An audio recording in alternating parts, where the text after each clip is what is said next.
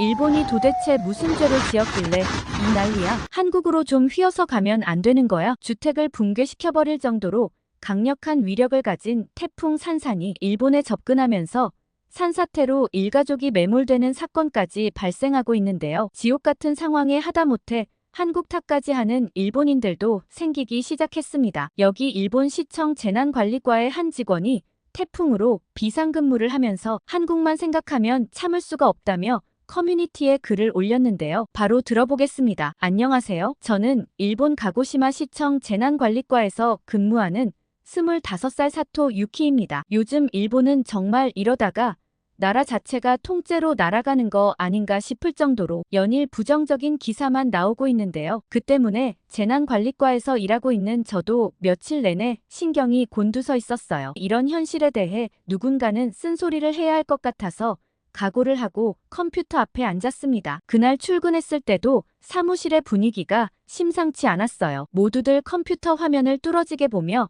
긴장된 표정을 짓고 있었습니다. 제가 책상에 앉자마자 과장님이 다급히 다가오셨어요. 태풍 산산이 예상보다 빠르게 발달하고 있다며 지금 바로 대책회의에 들어가야 한다고 하셨죠. 과장님의 말씀에 저는 급히 노트북을 들고 회의실로 향했습니다. 회의실에 들어서자 이미 많은 동료들이 모여 있었어요. 사실 다들 비상근무 체제에 들어갔기 때문에 모두들 피곤한 표정이 역력했죠. 대형 스크린에는 태풍의 이동 경로가 표시되어 있었고 기상청에서 실시간으로 전송되는 데이터가 계속해서 업데이트되고 있었습니다. 과장님이 회의를 시작하셨어요. 여러분, 상황이 심각합니다. 태풍 산산의 중심 기압이 급격히 낮아지고 있어요. 현재 935헥토파스칼까지 떨어졌습니다. 이 말을 듣는 순간 저는 숨이 멎는 것 같았어요. 작년에 한국 서울시청 재난관리과로 연수를 다녀온 경험이 있는데 그때 배운 바로는 이 정도 수치면 역대급 위력의 태풍이라는 걸 의미하거든요. 한국에서 배운 지식이 이렇게 빨리 현실이 될 줄은 몰랐습니다. 과장님의 설명이 이어졌어요. 최대 풍속이 초속 60m에 달할 것으로 예상됩니다. 가고시마를 직접 강타할 가능성이 매우 높아요. 모두 마음 단단히 먹으세요. 그러나 그 말을 끝으로 과장님의 표정이 어두워지셨어요. 이어지는 과장님의 말씀에 저는 할 말을 잃었습니다. 그런데 중앙정부의 도움을 받을 수 없다고 말씀하시는 게 아니겠어요? 정부에서는 각자 도생이라며 각 시에서 알아서 조치를 취하라고 했다고 하셨습니다. 동료들의 얼굴이 하나둘 굳어가는 게 보였고 저도 마음이 무거워졌어요. 초속 60m라니 상상도 할 수 없는 위력이었는데 이걸 우리끼리 알아서 하라니 너무 당황스러웠죠. 회의가 진행되는 동안 제 머릿속에는 작년 한국에서의 기억이 계속 떠올랐어요. 작년 한국에서 기술교류 프로그램으로 서울시청 재난관리팀에 다녀왔던 적이 있거든요. 그 당시 서울시청에서 본 첨단 재난관리 시스템과 24시간 가동되는 통합관제센터 그리고 시민들의 높은 재난의식까지 그때 한국의 선진화된 시스템에 감탄했던 기억이 새록새록 떠올랐습니다. 사실 저는 처음에 한국에 기술 교류를 하러 간다고 했을 때 우리 일본의 우수한 조직력을 보여주면 되겠구나 생각했어요. 솔직히 한국의 재난 대응을 위해 배울 건 없다고 생각했거든요. 세월호 때 그런 국가적 재난이 있었음에도 수많은 아이들이 죽었고 불과 2년 전 이태원 참사도 있었잖아요. 그렇게 허술하게 안전관리를 하는 나라에 도대체 뭐 배울 게 있나 싶었습니다. 그런데 막상 서울시청 재난관리팀에 가봤더니 그 이후로 바뀐 건진 모르겠지만 획기적인 기술 발전으로 저희 일본 공무원들은 한마디도 하지 못하고 한국 기술을 배우느라 정신이 없었던 기억이 났어요. 그때 제가 한국에 다녀왔다는 걸 기억하는 과장님이 유키 씨 작년에 한국에 다녀왔다고 했지 혹시 참고할 만한 대응 방안이 있나요? 라고 물어보셨죠. 저는 한국에서는 AI 기반 재난 예측 모델을 활용해 정확한 피해 예상 지역을 파악하고 있었던 게 기억났고 그 시스템을 토대로 실시간으로 시민들에게 재난 정보를 전달하는 프로그램을 활용하면 어떨까 제안드렸습니다. 과장님은 한국에 다녀온 후로 우리도 비슷한 시스템을 구축해 두었다고 그걸 활용해서 시민 대피 계획을 세워 바로 결제를 올리라고 하셨죠. 어깨가 무거웠지만 큰 재난 상황에서 하나하나 재고 따질 시간이 없었고 최선을 다해 시민들을 돕고 싶다는 생각만 가득했어요. 회의가 끝나고 자리로 돌아와 컴퓨터 앞에 앉았습니다. 화면에는 계속해서 태풍 산산의 움직임이 업데이트되고 있었고 저는 깊은 숨을 내쉬고 한국에서 배운 내용들을 하나하나 떠올리며 대피 계획 수립에 착수했어요. 상황실의 대형 스크린에는 태풍의 이동 경로가 실시간으로 업데이트되고 있었습니다. 중심 기압 935헥토파스칼에 최대 풍속 초속 50m 그리고 최대 순간 풍속 초속 70m. 이 숫자들이 의미하는 바를 생각하니 등골이 오싹해졌어요. 최대한 빨리 계획을 세워야겠다고 생각하는 찰나 NHK에서 긴급 속보를 발표했습니다. 저희는 모두 그 속보에 귀를 기울일 수밖에 없었어요. TV에서는 아나운서가 긴장된 목소리로 말하고 있었습니다. 저는 순간 멍해질 수밖에 없었어요. 대피 계획이 필요나 있을까 싶었죠. 아마미 지방을 포함해 가고시마현에서는 일부 주택이 붕괴할 정도인 최대 순간 풍속 초속 70m의 강한 바람이 불 것으로 예상된다고 하더라고요. 주택이 붕괴될 정도라니 머릿속이 하얘졌어요. 상상도 할 수 없는 위력이었습니다. 그때 과장님이 다급히 전화를 받으시곤 기상청에서 특별경보를 발표할 예정이라며 우리도 비상대책을 세워야 한다고 하셨죠. 저는 알 수 없는 오싹한 기분에 소름이 돋았어요. 가고시마현에는 지금까지 경험하지 못한 폭풍과 높은 파도 그리고 해일이 예상되었어요. 최대 경계가 필요한 상황이었고 저는 컴퓨터 앞에 앉아 재빨리 대피소 현황을 점검했어요. 수용 가능 인원과 비상 식량 그리고 의료용품 등을 확인하면서도 혹시나 하는 마음에 머릿속으로는 계속해서 최악의 시나리오를 그려보고 있었습니다. 그러던 그때 갑자기 휴대폰이 울렸어요. 엄마였죠. 엄마는 도대체 태풍이 왜 일본으로 계속 오는 거냐고 한국으로 우회할 가능성은 없냐고 물었습니다. 공무원이니 좀 더 빠른 정보를 아는 거 아니냐면서 말이죠. 저는 속보 나오는 거랑 거의 비슷하게 알 수 있다며 저도 별다른 방법이 없다고 말씀드렸어요. 그러자 엄마는 한숨을 푹 쉬시며 도대체 우리 일본이 왜 이렇게 시련을 겪는지 모르겠다며 답답해하셨어요. 저희 엄마는 정말 옛날 분이셔서 아무리 얘기해도 말이 통하지 않는데 정말 엄청난 극우 성향을 가지고 계세요. 한국을 정말 싫어하시죠. 안 그래도 얼마 전에 도쿄국제고등학교가 고시엔 야구에서 우승을 차지해 한국어 교과가 나왔을 때 정말 화를 많이 내셨어요. 일본에서 한국어 교과라니 미친 거 아니냐며 협회에 전화해서 따지기도 하셨죠. 엄마는 다른 부분에 있어서는 참 괜찮은데 한국 얘기만 나오면 이상하게 화가 많으셨어요. 제가 작년에 한국 출장을 갈 때도 얼마나 말리셨나 모르겠어요. 그래서 이런 얘기를 할 때면 최대한 빨리 화제를 돌리려고 하는 편이에요. 엄마에게 일단 바쁘다고 얘기하고는 엄마도 조심하라고 얘기하며 후다닥 전화를 끊었어요. 그러고는 다시 업무에 몰두하기 시작했죠. 그런데 문제가 하나 생겼습니다. 과장님이 말씀하셨던 일본 버전의 AI 재난 예측 모델이 전혀 작동하지 않았어요. 게다가 재난 메시지를 발송하는 프로그램도 먹통이었죠. 정말 이런 거 하나 제대로 정비해놓지 않은 정부가 원망스러웠습니다. 한국 정부였다면 미리 다 준비를 해놨겠죠? 그 사이 밤이 깊어갈수록 태풍의 기세는 더욱 거세졌어요. 기상청에서는 24시간 동안 규슈 남부에서 500mm 그리고 아마미 지방과 규슈 북부에서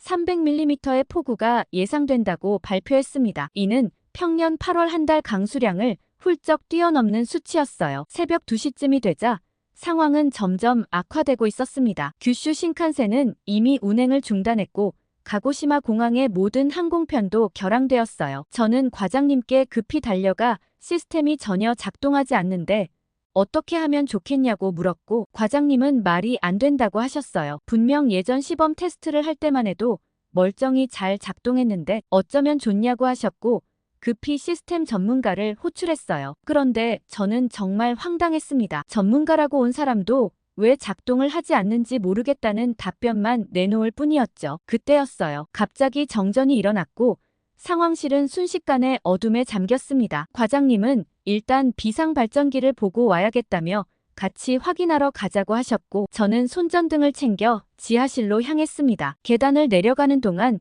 건물 전체가 흔들리는 것 같더라고요. 비상발전기실에 도착해보니 다행히 큰 문제는 없었어요. 곧 전원이 복구되었고 다시 상황 파악에 들어갔습니다. 그 시간은 새벽 4시였는데 믿을 수 없는 소식이 들려왔습니다. 뉴스 속보를 듣고 저희 모두는 충격에 빠졌어요. 아이치현 가마고리시에서 산사태가 발생해 한 가족이 매몰되었다는 거였죠. 70대 부부와 3, 40대 자녀들이 희생되었습니다. 그렇지만 원망스럽게도 태풍은 계속해서 일본 열도를 향해 북상하고 있었어요. 아침이 밝아올 무렵 잠시 바람이 잦아들었지만 저희는 더 긴장할 수밖에 없었습니다. 이는 태풍의 눈에 들어섰다는 뜻일 뿐 진짜 위험은 아직 오지 않았거든요. 태풍 산산이 가고시마를 강타한 지 6시간이 지났고 모든 직원들은 퇴근도 하지 못하고 울리는 전화들을 받느라 정신이 없었어요. 저 역시 끊임없이 울리는 전화를 받으며 시민들의 문의와 요청사항을 처리하고 있었죠. 그때 갑자기 과장님이 급하게 저를 찾으셨어요. 지금 당장 히가시 지구로 가야 한다고 말이죠. 일단 출발하고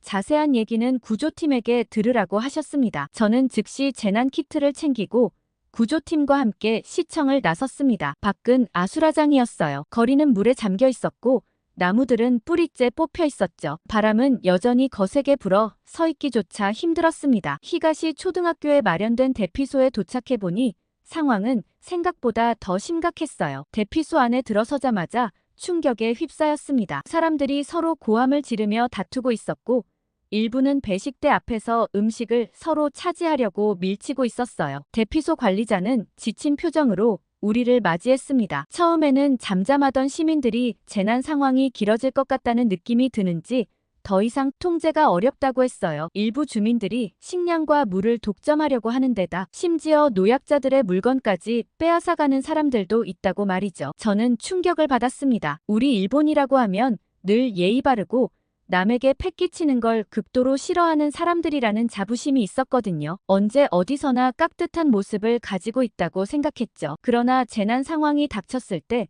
그 대피소 안에 있는 사람들은 오로지 이기심에 불타있는 모습이 들었습니다. 이때야말로 재난 상황에서 서로 돕고 질서를 지켜야 할 때인데 부끄러운 생각이 들었어요. 대피소장님은 순진한 생각을 하고 있다며 과거 동일본 대지진 당시 이재민들이 상습적으로 성폭행을 당했던 일이 있어서 이번에 특히 신경을 많이 쓰고 있는데 인력이 부족해 쉽지 않다고 하셨습니다. 저는 한국에서 자료로 본 질서 정연한 대피소의 모습과 차원이 다른 일본 대피소의 모습에 충격을 받았어요. 일본이 이렇게 열악했나 싶은 생각이 들었거든요. 그때 과장님으로부터 긴급 전화가 왔어요. 유키 씨, 방금 시장님의 지시로 가고시마 전역에 대피 명령을 발령했어요. 히가시 지구를 포함해 총 5개 구역 30만 명에게 대피 지시가 내려졌고 긴급 재난 문자도 이미 3차례 발송했습니다. 라고 하셨죠. 과장님의 전화를 받고 휴대폰을 봤는데 긴급 재난 문자는 한 통밖에 오질 않았어요. 이마저도 말썽이네 싶었지만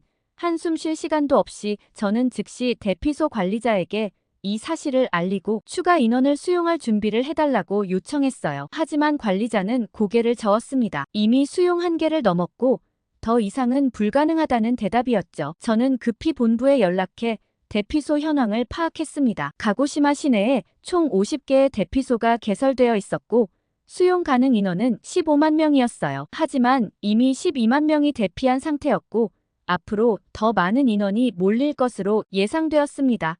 비상식량과 물자 준비 상황도 확인했어요. 3일치 식량과 물이 준비되어 있었지만 이 상황이 장기화될 경우 부족할 것 같았습니다. 특히 일부 시민들의 이기적인 행동으로 인해 공평한 분배가 어려워지고 있었어요. 저는 한국에서 배운 대피소 운영 시스템을 적용해 보려 했습니다. 식량 배분 시스템을 체계화하고 자원봉사자를 모집해 질서 유지에 힘쓰려 했어요. 하지만 결과는 참혹했습니다. 대부분의 사람들은 자신의 안위만을 걱정할 뿐이었고 질서 있게 줄을 서는 것조차 거부했어요. 자원봉사자 모집도 쉽지 않았습니다. 한국에서 보았던 재난 대응 시스템의 효율성과 시민들의 협조적인 태도가 그리워졌어요. 한국 사람들은 오히려 위기 시에 더 잘 뭉치는 것 같았거든요. 사실 코로나 때도 자발적으로 방역 수칙을 지키기도 하고 태안 앞바다에 기름이 유출되었을 때도 전 국민이 자원봉사를 위해 태안으로 모였다고 하더라고요. 엄마는 매번 한국은 냄비 근성이 있다고 욕하셨지만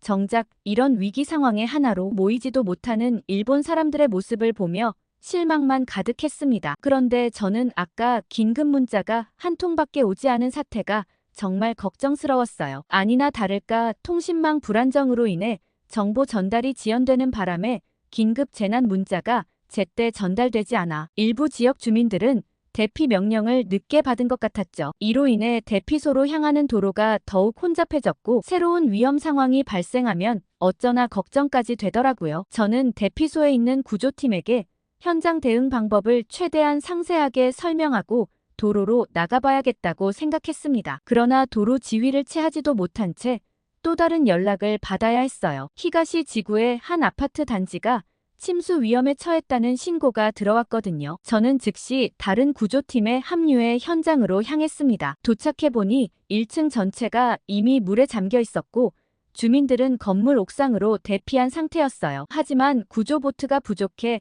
모든 주민을 한 번에 대피시키기 어려웠습니다. 저는 한국에서 배운 대로 우선순위를 정해 구조 작업을 진행하려 했어요. 노약자와 어린이를 먼저 구조하고 나머지 주민들은 차례로 대피시키려 했습니다. 하지만 일부 주민들의 반발로 구조 작업이 지연되었어요. 왜 저 사람들만 먼저 구해요? 우리도 위험하다고요. 한 남성이 소리치며 보트에 강제로 탑승하려 했습니다. 다른 주민들도 동조하기 시작했고 현장은 순식간에 아수라장이 되었어요. 저는 마이크를 들고 주민들을 설득하려 했습니다. 여러분, 지금은 서로를 배려해야 할 때입니다. 노약자와 어린이들을 먼저 구조하고 곧바로 돌아와 여러분을 구하겠습니다. 조금만 기다려주세요. 하지만 제 말은 폭우 소리에 묻혀 제대로 전달되지 않았고 주민들의 불안과 공포는 점점 커져갔습니다. 결국 강제로 보트에 탑승하려는 사람들 때문에 구조 작업은 더욱 지연되었고 위험한 상황까지 발생했어요. 저는 이기적인 일본 사람들에 지쳐 한숨밖에 나오질 않았고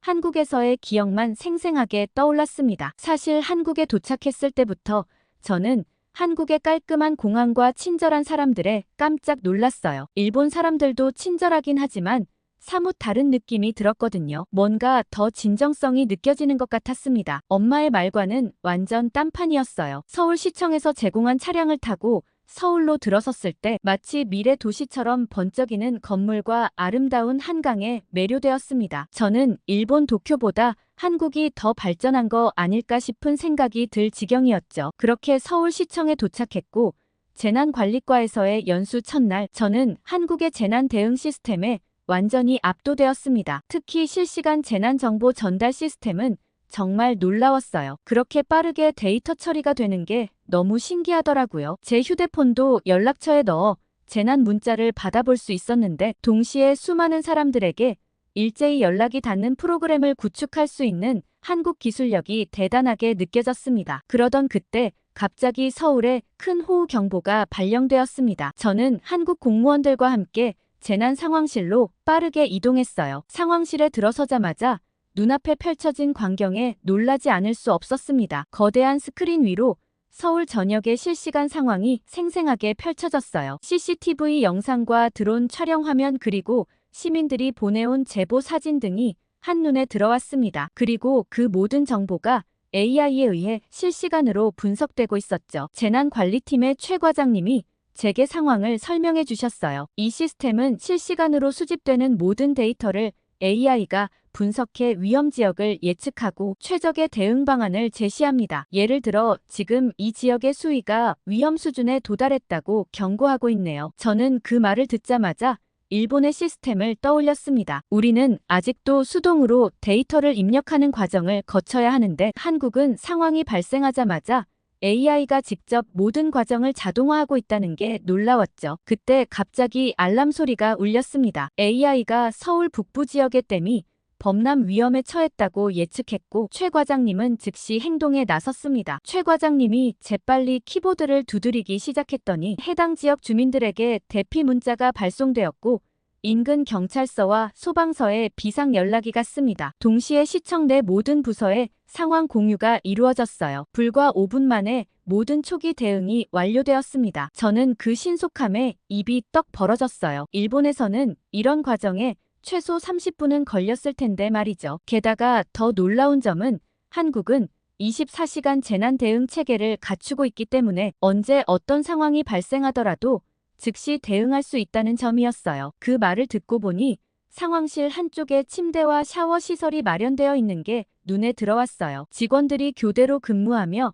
24시간 상황을 모니터링하고 있다는 걸 알 수 있었습니다. 그날 밤엔 정말 예측대로 댐이 범람 위기에 처했지만 신속한 대응 덕분에 큰 피해 없이 상황을 모면할 수 있었어요. 최 과장님은 이런 결과가 가능했던 이유를 설명해 주셨습니다. 한국에서는 지속적인 훈련과 교육을 통해 직원들의 전문성을 강화하고 있고 매달 다양한 시나리오를 바탕으로 모의 훈련을 실시하고 최신 기술 교육도 정기적으로 받는다고 하셨죠. 저는 그 교육을 조금이라도 받아보고 싶다는 생각이 들었어요. 마침 다음 날 재난 현장 체험 프로그램이 진행되었고 저도 참여할 수 있는 기회가 있었어요. 그 프로그램은 가상현실 VR 기술을 활용해 실제 재난 상황과 유사한 환경을 만들어 훈련하는 프로그램이었는데 정말 실제 상황 같아서 놀랄 수밖에 없었죠. 그런데 최 과장님은 아무리 이렇다 하더라도 절대적으로 중요한 점이 한 가지 있다고 하셨어요. 바로 시민들의 협조라고 하셨죠. 아무리 기술과 실력이 뛰어나더라도 시민들과의 신뢰가 형성되지 않으면 아무 소용이 없다고 하셨어요. 한국에서는 항상 투명하고 신속하게 정보를 공개하고 시민들의 목소리에 귀 기울이려 노력한다고 하더라고요. 그렇기 때문에 시민들도 재난관리팀의 문자나 연락에 적극 협조하고 안내에 잘 따라준다고 했어요. 사실 그때는 그 말이 무슨 말인지 잘 이해하지 못했어요. 그저 형식적으로 고개만 끄덕했을 뿐이었죠. 그런데 막상 제가 이런 재난 상황에 닥쳐보니 정말 첨단 기술만이 중요한 것은 아니구나 하는 것을 깨달을 수 있었어요. 일본 재난관리팀에서 제대로 된 안내나 대응을 하지 못하니 시민들이 불안에 떨어서 이런 상황에서도 서로 밀치고 당기고 이기적으로 행동하는구나 싶었죠. 제가 이런저런 생각에 잠시 빠져있는 사이 누군가 저를 밀치고 지나갔어요. 보트에 빨리 타려던 한 남자 때문이었는데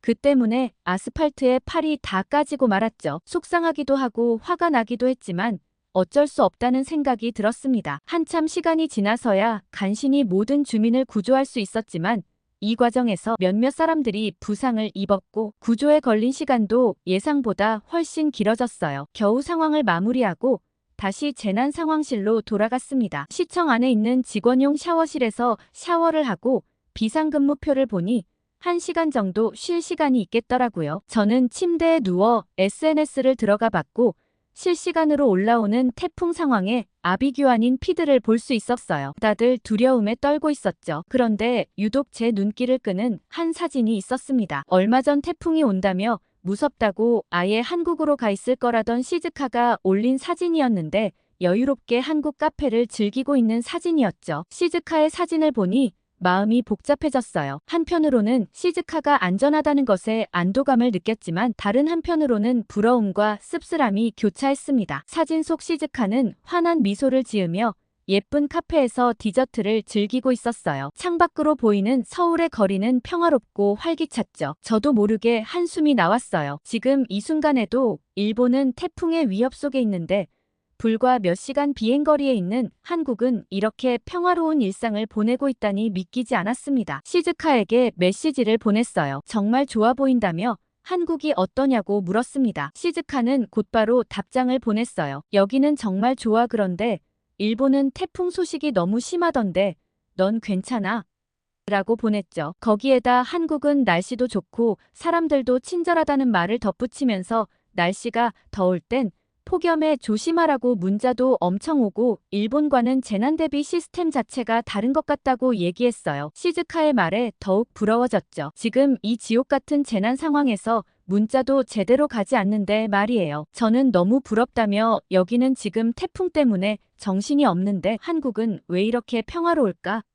하고 물어봤습니다. 저는 시즈카의 대답을 보고 어쩔 줄을 몰랐어요. 시즈카는 어떤 사람들은 일본이 과거에 저지른 잘못 때문에 천벌을 받는 거라고 하더라면서 어쩌면 그럴지도 모르겠다는 생각도 든다고 하는 거예요. 지진이니 태풍이니 유독 일본은 그런 게 심하다면서 정말 그런 거라면 어쩔 수 없는 거 아니냐는 얘기를 덧붙였죠. 시즈카의 말에 잠시 생각에 잠겼어요. 정말 일본은 과거의 잘못 때문에 천벌을 받는 걸까요? 그동안 이런 생각을 많이 했지만 막상 다른 사람의 입에서 나오니 마음이 무거워졌습니다. 그때 저는 저도 모르게 시즈카에게 엉뚱한 질문을 보냈어요. 혹시 거기서 일자리를 구할 생각은 없냐는 말이었죠. 그러자 시즈카는 사실 고민 중이라며 한국 회사에서 잡 오퍼를 받았다는 말을 했습니다. 일본에서의 삶도 좋지만 한국에서의 삶이 매력적으로 느껴진다고 했죠. 저는 시즈카의 말에 가슴이 철렁 내려앉았어요. 친구마저 떠나려 한다는 생각에 외로움이 밀려왔거든요. 하지만 한편으로는 시즈카의 선택을 이해할 수 있었어요. 다른 한편으론 마음이 씁쓸했죠. 저는 요새 몇 날 며칠을 태풍 때문에 상황실에서 밤낮 없이 보내고 있는데 시즈카는 능력이 좋으니까 한국에서도 스카웃 제의가 들어오는구나 싶었죠. 저는 대충 시즈카에게 보낼 메시지를 마무리하고 창밖을 바라보았어요. 빗줄기가 거세게 창문을 때리고 있었고 바람 소리가 불길하게 울부짖고 있었습니다. 한국의 평화로운 모습과 너무나 대조적이었죠. 저는 한국과 비교해 더 이상 일본은 설 자리가 없다는 생각에 마음이 아팠어요. 과거에 지은 죄를 다 청산할 때까지 자연재해를 당해내야 한다면 일본이라는 열도가 없어지는 거 아닐까 싶은 생각도 들었거든요. 산산의 난카이 지진에 당장 닥친 재해만 해도 앞이 캄캄한 것 같아요. 한국 분들은 어떻게 하면 일본이 속죄를 할 수 있을지 방법을 좀 알려주시면 좋겠어요. 그리고 이 기회를 빌어 무능한 일본 정부와 겉으로는 친절한 척하며 이기적으로 행동하는 일본인들에게 똑바로 살라고 한마디 해주고 싶네요. 오늘 유키 씨의 사연 어떻게 들으셨나요? 일본 커뮤니티에서 추천과 비추천을 동시에 어마어마하게 많이 받은 글이었는데요. 일본이 과연 한국에 제대로 속죄할 수나 있을까요? 여러분의 의견이 궁금합니다. 댓글 많이 달아주세요. 구독과 좋아요 꾹 눌러주시고 다음에 더 좋은 사연으로 찾아오겠습니다. 사연 제작소 감동필름이었습니다.